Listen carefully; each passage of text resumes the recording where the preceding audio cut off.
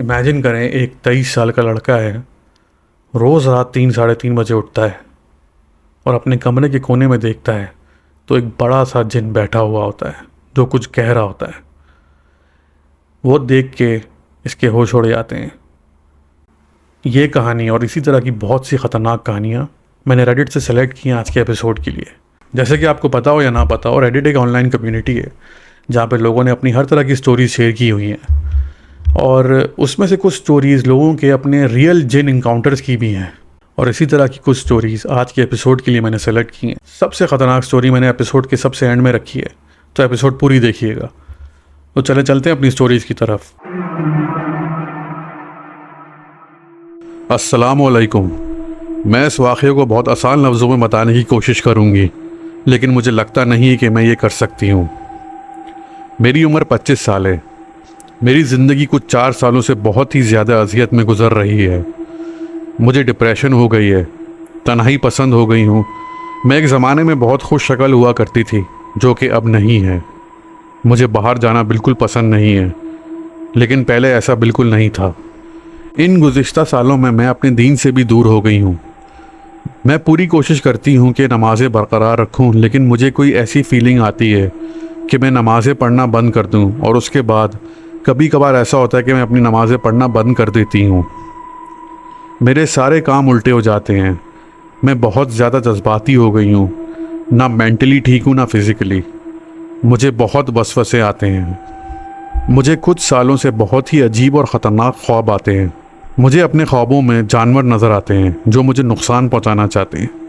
पिछले साल मैंने अपने ख्वाबों में सांप, कुत्ते, बिच्छू, चमगादड़, छिपकली ये सब बार बार देखा और उसके अलावा कुछ ऐसे साए देखे जो 20 फीट ऊंचे थे और उन्होंने अपने सर पे कुछ उड़ा हुआ था। मुझे अंदाज़ा हो गया था कि ये सब जिन्नात हैं। मेरे ख्वाबों में मैंने जनाजे भी देखे थे।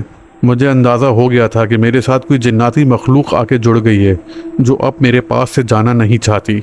मेरे कुछ वाक़यात में से एक वाक़या ये है कि मुझे अक्सर रात को एक सायानुमा चीज़ अपने बेड के पास बैठे हुए नज़र आती है जो मुझे घूर के देख रही होती है। मैं बज़ाहिर तो सो रही होती थी, लेकिन मैंने अपनी आंखें हल्की हल्की खोल के उसको देख लिया था। मैं बिल्कुल सकते में आ गई थी और तकरीबन आधे घंटे बाद अपने अंदर हिम्मत पैदा करके अपनी बहन को उठाती हूँ जो कि उसी रूम में सो रही होती है। आयतुल कुर्सी पढ़ती हूँ, लेकिन मेरी बहन उठती है और मेरी बात बिना समझे बिना सुने दोबारा सो जाती है।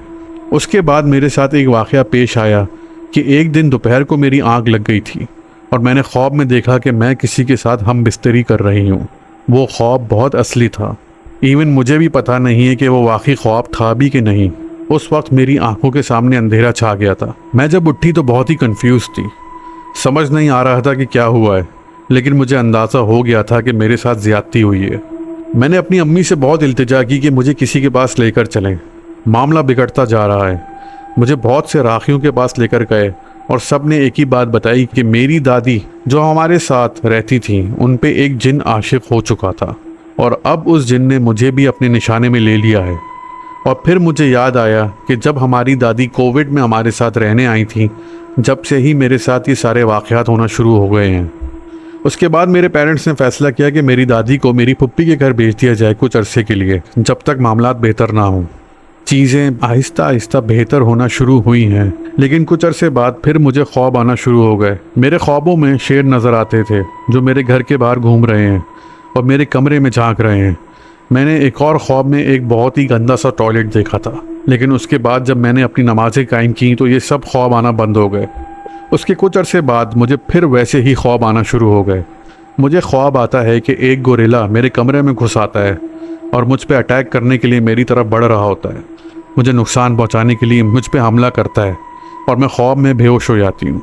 उठने के बाद मेरी हालत गैर हो गई थी। मुझे लग रहा था कि ये मेरे साथ शायद पूरी ज़िंदगी होगा। मुझे लगता है कि मेरा जिन वाला मसला कभी भी हल नहीं हो पाएगा। मैं नॉर्मल ज़िंदगी गुजारने की कोशिश करती हूँ, लेकिन मेरे लिए बहुत मुश्किल हो गया है।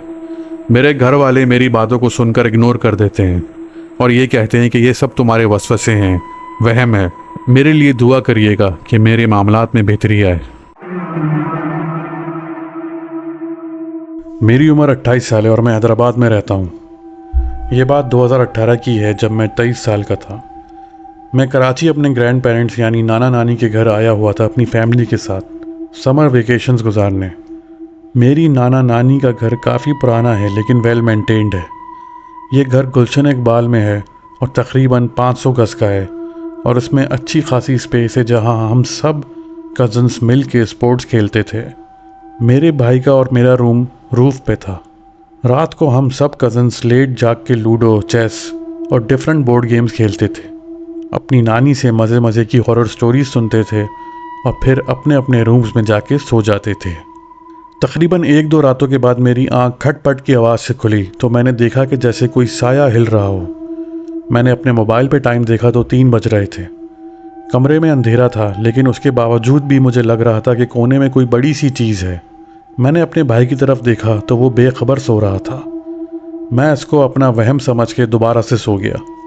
अगले दिन मेरे साथ फिर वही हुआ। कमरे में अजीब खटपट की आवाज़ें आ रही थीं और जब इन आवाज़ों से मेरी आंख खुली तो मैंने टाइम देखा तो तकरीबन 3:15 हो रहे थे। इस बार कमरे में कोई साया नहीं नज़र आ रहा था लेकिन कोने में ऐसा लग रहा था कि कोई मौजूद है। मुझे अच्छी वाइब्स नहीं आ रही थी और फिर जो मंजर मैंने देखा उसने मेरे होश उड़ा दिए। कमरे के कोने में जहाँ 2 दीवारें आपस में मिल रही थीं वहाँ एक बहुत बड़ी सी कोई मखलूक बैठी हुई थी। उसकी खाल गाय की खाल जैसी थी और उस पे एक बाल भी नहीं था। आंखें बहुत बड़ी बड़ी थीं और वो मुझे कोने से बैठा घूर रहा था। उसका मुंह ऐसा था जैसे एक इंसान और बुलडॉग नुमा कुत्ते की शक्ल मिला दी हो। उसके बड़े बड़े हाथ और बड़ी बड़ी टांगें थीं। उसका सर तकरीबन छत को छू रहा था और ऐसा लग रहा था कि वो थोड़ा सा झुक के बैठा हुआ है। उसके सर पर बहुत बड़े बड़े से फोड़े थे और उसके दांत काफ़ी बड़े थे। ये मंजर देख के मुझे बेहोशी सी होने लगी। मेरी सांस तेज़ हो गई। मैंने दिल ही दिल में आयतुल कुर्सी पढ़ी। मैंने अपने भाई को उठाने की कोशिश की लेकिन मेरे मुंह से आवाज़ तक नहीं निकल सकी। वो जो भी कोई मखलूक थी मुझे सिर्फ घूर के देख रही थी और मज़ीद उसने कोई हरकत नहीं की। मैंने अपनी आंखें बंद की और दिल दिल में आयतें पढ़ते पढ़ते मेरी आंख कब लगी मुझे अंदाज़ा नहीं हुआ। सुबह मैंने अपने भाई को यह वाक़या सुनाया तो वो मुझे कहने लगा कि शायद ये तुम्हारा वहम है क्योंकि आजकल हम हॉरर स्टोरीज सुन रहे हैं इसलिए। उसको मेरी बातों पे यकीन नहीं आया। अगली रात को फिर यही हुआ। जब मेरी आंख खुली तो वो मखलूक या जिन दोबारा उसी तरह से वहाँ बैठा हुआ था और कुछ बड़बड़ा रहा था। उसकी आवाज़ बहुत गरजदार थी। मुझे लग रहा था कि अगर वो थोड़ा सा और ज़ोर से बात करता तो कमरे की खिड़कियों के शीशे टूट जाते। मैंने कस के अपनी आंखें दोबारा बंद कर ली और चादर से अपने आप को ढांप लिया। यह रोज़ रोज़ के मंजर मेरी मेंटल हेल्थ पे अफेक्ट कर रहे थे। खेलने में मेरा दिल नहीं लगता था और रात को नींद कम आने लगी थी। दूसरों ने भी मेरा ये एटीट्यूड नोट कर लिया था। मेरे बिहेवियर में चेंजेस सब ने नोट किए और मुझसे पूछते रह गए लेकिन मैं कतराता रहा क्योंकि मुझे पता नहीं था कि मैं अगर ये बात बताऊं तो कोई मुझे सीरियस लेगा कि नहीं।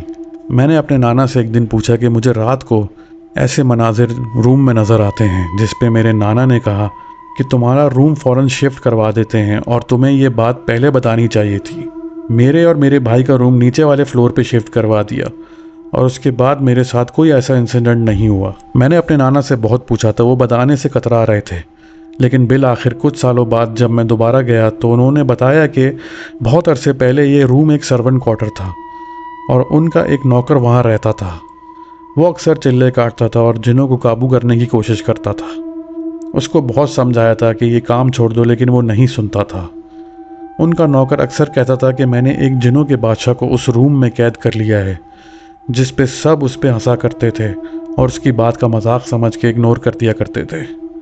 उसके कुछ हफ्तों बाद उस नौकर की वहाँ हार्ट अटैक पड़ने से मौत हो गई और फिर उसके कुछ अरसे तक वो रूम बिल्कुल खाली रहा और वहाँ बाहर से ताला डाल दिया गया था। नाना बताते हैं कि हमने कभी उसकी बात पे यकीन नहीं किया और हमेशा उसकी बात मजाक में उड़ा दी। इस वाक़ये को 5 साल हो गए हैं लेकिन मैं अपनी ज़िंदगी में यह मंज़र कभी भी नहीं भूल सकता। मैं अब अंधेरे कमरे में नहीं सो सकता। कमरे की सारी लाइट्स ऑन करके सोता हूँ और अक्सर अब भी बीच रात को जब आँख खुलती है तो अपने कमरे के कोने में देखता हूँ कि वहाँ कोई जिन वगैरह तो नहीं बैठा हुआ है। मेरा नाम उमर है और मेरी उम्र 17 साल है। ये वाक़या मेरे साथ पिछले साल पेश आया था लेकिन आज भी ऐसा लगता है जैसे कल की बात हो और शायद ये वाक़या मैं अपनी ज़िंदगी में कभी भूल ना पाऊँ। मुझे लगता था मैं एक नॉर्मल सा लड़का हूँ, लेकिन मुझे अंदाज़ा हो गया है कि ज़िंदगी में कुछ मामलात ऐसे होते हैं जिन पे हमारा कोई कंट्रोल नहीं होता। जैसे आपके साथ कुछ मखलूक़ात ऐसे जुड़ी हुई होती हैं जो हमारी हिफाजत भी करती हैं और हमें नुकसान पहुँचाने की सूरत में दूसरों को सज़ा भी देती हैं, और ऐसी चीज़ें जो हमें किसी भी इंसान से कहीं ज़्यादा खौफज़दा करती हैं। ये वाक़या जुमे की रात को शुरू हुआ। मैं अपने दोस्तों के साथ फ़ुटबॉल खेल रहा था, जैसा कि हम अक्सर करते थे। हमने करीबी स्कूल के बड़े लड़कों की एक टीम से मैच रखा था। गेम में मुकाबला सख्त था, लेकिन साथ साथ मज़ा भी बहुत आ रहा था। अचानक से एक लम्हे में सब कुछ बदल गया। मैं बॉल को लेकर भाग रहा था कि दूसरी टीम के डिफेंडर हशाम बहुत तेज़ी से मेरी तरफ भागता हुआ आया और अपनी पूरी जान लगा के मुझे टैकल किया। इससे पहले कि मैं कुछ करता, मेरी टांग में शदीद दर्द होना शुरू हो गया था। मैं बहुत ज़ोर से नीचे गिर गया। दर्द बहुत शिद्दत से हो रहा था और मेरे घुटने से लेकर मेरी एड़ी तक हो रहा था। लेकिन इससे ज़्यादा तकलीफ़ मुझे जब हुई जब मैंने देखा कि हशाम और उसकी टीम मेट्स वहाँ खड़े होकर मेरा मजाक उड़ा रहे थे। मुझे शदीद गुस्सा आ रहा था। मैंने हशाम से चिल्ला के पूछा कि तुम्हारा मसला क्या है, और उसने इस बात को इग्नोर किया और आगे बढ़ गया जैसे कुछ हुआ ही नहीं था। उसने मुस्कुरा के जवाब दिया कि मैंने तो तुम्हें छुआ तक नहीं है, और मेरी बात को मजाक में उड़ा दिया। मेरा दिल कर रहा था कि मैं उससे वहीं लड़ना शुरू कर दूं, लेकिन मेरी टांग में शदीद दर्द था, जिसकी वजह से मेरी टांग कांपना शुरू हो गई थी। मुझसे खड़ा तक नहीं हुआ जा रहा था। मैं उस रात जब सोने लेटा तो मेरे दिमाग में सिर्फ बदले के ख्यालात आ रहे थे।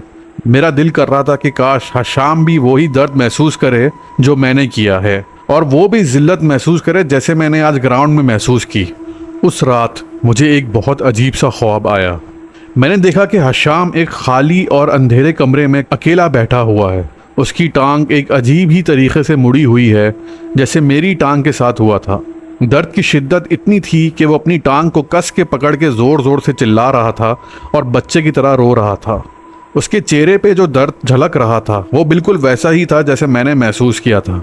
लेकिन उस ख्वाब में मैंने कुछ और भी देखा था, जो एक सायानुमा चीज़ थी जो उस कमरे के कोने में भटक रही थी। एक ऐसी मखलूक की मौजूदगी थी जो साफ नज़र तो नहीं आ रही थी, लेकिन मुझे महसूस हो रही थी। फिर मेरी आंख मेरे फ़ोन के बजने से खुल गई। मैं अभी नींद में ही था और वो ख्वाब मेरे दिमाग में बिल्कुल ताज़ा था। मैंने फ़ोन उठाया तो लाइन पे मेरा दोस्त था। उसने मुझसे पूछा कि क्या तुम्हें पता चला कि हशाम को क्या हुआ है। मैंने जवाब दिया कि नहीं, मुझे बिल्कुल भी आइडिया नहीं है। मेरे दोस्त ने जवाब दिया कि उसकी टांग टूट गई है और वो ये सबको बता रहा है कि तुमने किया है। वो ये कह रहा है कि तुमने रात को उस पर हमला करके उसकी टांग तोड़ दी है। मैं बिस्तर पे बैठ गया। मेरा दिल तेज़ी से धड़क रहा था। मैंने उसको बताया कि मैंने कुछ भी नहीं किया, मैं तो अपने घर से निकला तक नहीं हूँ। मेरे दोस्त ने बताया कि हशाम ने कहा है कि वो रात को घर वापस जा रहा था और तुम अचानक से उसके सामने आए और तुमने उस पर हमला कर दिया। उसने बताया है कि तुमने काले कपड़े पहने हुए थे और तुम्हारी आंखें गहरी स्याह रंग की थीं। मुझे ये बात सुन के बहुत ताज्जुब हुआ। इस बात का ना सर था ना पैर, क्योंकि मैं हशाम के करीब तक नहीं गया था, बल्कि मुझे तो सिर्फ उसके बारे में ख्वाब आया था। उसके बाद जब मेरे दोस्त ने एक बात और बताई तो मेरा खून बिल्कुल खुश्क हो गया। मेरे दोस्त ने बताया कि हशाम ने कहा है कि जब तुमने उसकी टांग तोड़ी थी तो तुमने उसको कहा है कि तुमने मेरे दोस्त के साथ जो किया है ये उसके बदले में तुम्हारे साथ हुआ है। मेरा गला खुश्क होने लगा, क्योंकि ना तो मैंने ऐसी कोई बात की है और ना मैं वहाँ उस जगह पे हशाम के पास मौजूद था। ये पूरा वाक़या नामुमकिन था, लेकिन मैंने जो ख्वाब देखा था उसमें वाज़े था कि मैंने हशाम को नुकसान पहुँचाया है। मेरे ख्वाब में जो हुआ है वो इस सच्चाई से हूबहू मिल रहा था। उस दिन के बाद से हशाम ने मुझसे छुपना शुरू कर दिया। ना वो मेरी तरफ देखता था और ना मेरे करीब से गुजरता था। उसने अपना स्कूल भी बदल लिया ताकि मेरे साथ उसका आमना सामना ना हो सके। लेकिन ये सब तो सिर्फ एक शुरुआत थी। कुछ हफ्तों बाद इससे भी ख़तरनाक वाक़या पेश आया। बचपन से ही मैं अपने वालिद साहब के साथ और अपनी सौतेली माँ के साथ रहता था जब से मेरी वालदा का इंतकाल हुआ था। मेरी सौतेली माँ, जिनका नाम मरियम था, उनका रवैया मुझसे बहुत ख़राब था। मेरे वालिद के सामने वो बहुत मीठे अंदाज से मुझसे बात करती थी, लेकिन जब मेरे वालिद वहाँ नहीं होते थे तो उनका असली रूप सामने आता था। उन्होंने मुझ पर बहुत से इल्ज़ाम लगाए थे कि मैं चोरी करता हूँ, काम चोर हूँ और अपनी फैमिली का ख्याल नहीं करता। मैं ज़्यादातर खामोश रहता था और उनसे किनारा कशी इख्तियार कर ली थी। लेकिन एक रात मेरी इनसे बहस छिड़ गई। मुझसे बर्दाश्त नहीं हुआ और मैं गुस्से से अपने कमरे में चला गया और बहुत रोया। मैं अपने आप को बेबस महसूस कर रहा था। उसके बाद मेरी आंख लग गई और मुझे एक और ख्वाब आया। मेरे ख्वाब में मैंने देखा कि मरियम जो हैं वो हमारे अपार्टमेंट जो 7th फ्लोर पे है उसकी बैल्कनी पर खड़ी हैं और फ़ोन पे बात कर रही हैं और हंस रही हैं। अचानक से एक सायानुमा चीज़ जो मैंने पिछले ख्वाब में देखी थी वो मरियम के पीछे आके खड़ी हो जाती है। वो देखने में पूरा मेरे जैसा था। उसने काले स्याह कपड़े पहने हुए थे और उसकी आंखें भी गहरी काली स्याह थी। उसकी शक्ल बेहद भयानक थी। उसने मरियम को टांगों से पकड़ के बैल्कनी से नीचे फेंक दिया। वो चिल्लाती रही और मैं उस ख्वाब में ये पूरा मंजर देखता रहा। जब मेरी आंख खुली तो मैं पसीने से भरा हुआ था। ख्वाब कम और हकीकत ज़्यादा लग रही थी। मुझे यह अंदाज़ा होने लग गया कि कोई बहुत बुरा हादसा हुआ है। मैं उठ के जब कमरे से बाहर गया तो मरियम जिंदा सलामत थी और अपने काम में मसरूफ़ थी। उसी दिन मैं अपने दोस्तों से मिलने के लिए बाहर जा रहा था और जैसे ही मैं अपने फ्लैट के नीचे से गुजरा तो मुझे लगा कि मेरे कंधे पे किसी चीज़ ने छुआ है। जब मैंने ऊपर देखा तो मरियम बैल्कनी में उसी जगह पे खड़ी थी जैसा मैंने ख्वाब में देखा था और फिर बिल्कुल वैसा ही हुआ। वो अपनी जगह से स्लिप हुई और नीचे गिर गई। मैं मदद के लिए चिल्लाया लेकिन उस वक्त तक देर हो चुकी थी। पुलिस आई और उन्होंने मुझसे सवालात करना शुरू कर दिए। मैंने उनको बताया कि ये मैंने नहीं किया है। मेरे पड़ोसी ने मुझे सपोर्ट किया और पुलिस को बताया कि ये थोड़ी देर पहले ही घर से बाहर जा चुका था, तो ये नामुमकिन सी बात है कि इसने धक्का दिया होगा। ये बातें तो अपनी जगह ठीक थी, लेकिन अंदर ही अंदर मुझे एहसास होने लगा था कि शायद इस सब का कसूरवार मैं ही हूँ। मैंने अपने वालिद साहब को सब कुछ बता दिया, अपने ख्वाबों के बारे में, हशाम और मरियम के बारे में। पहले उनको यकीन नहीं आया और उनको लगा कि मैं अपने होश खो चुका हूँ। और फिर मैंने उनको वो बात बताई कि हशाम को मेरी शक्ल जैसा इंसान नज़र आया था जिसने काले कपड़े पहने हुए थे और स्याह आँखें थीं। तो तब जाके मेरे वालिद साहब को एहसास हुआ कि कुछ तो मामलात में गड़बड़ है। फिर जनाजे के दौरान एक और वाक़या पेश आया। एक फैमिली गैदरिंग के दौरान गलती से मैं अपने वालिद साहब के पाँव पे चढ़ गया। वो तकलीफ़ से चिल्ला उठे और उन्होंने मुझे धक्का दिया। मैं उस वाक़े से बड़ा शर्मिंदा हुआ और रात को रोते हुए सो गया। मुझे सोच सोच के खौफ आ रहा था कि आगे क्या होने वाला है। उसके अगले दिन मैंने अपने वालिद साहब से कहा कि मुझे किसी के पास लेकर चलें, क्योंकि मुझसे अब बर्दाश्त नहीं हो रहा था। मेरी हालत ख़राब होती जा रही थी। मेरे वालिद साहब ने मुझसे इत्तफाक किया और मुझे एक शख्स के पास लेकर गए जिनका नाम शेख अब्दुल रहमान था और ये इस तरह के मामलात में लोगों की मदद के लिए मशहूर थे। जैसे ही उनको मैंने सारे वाक़यात बताए, उन्होंने मुझे बहुत संजीदगी से देखा और कहा, ये तुम्हारा कारीन है, तुम्हारे साथ जुड़ा हुआ जिन।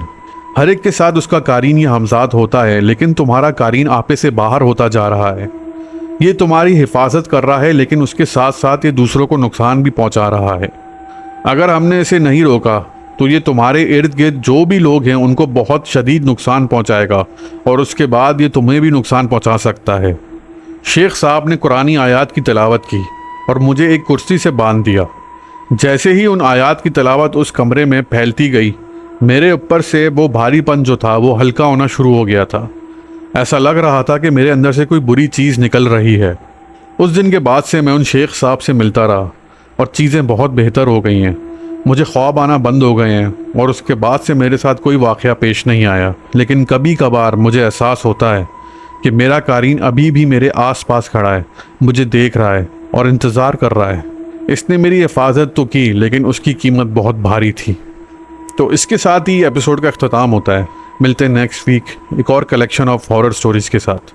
चैनल को सब्सक्राइब करें और खौफिस्तान के शहरी बने। Take care.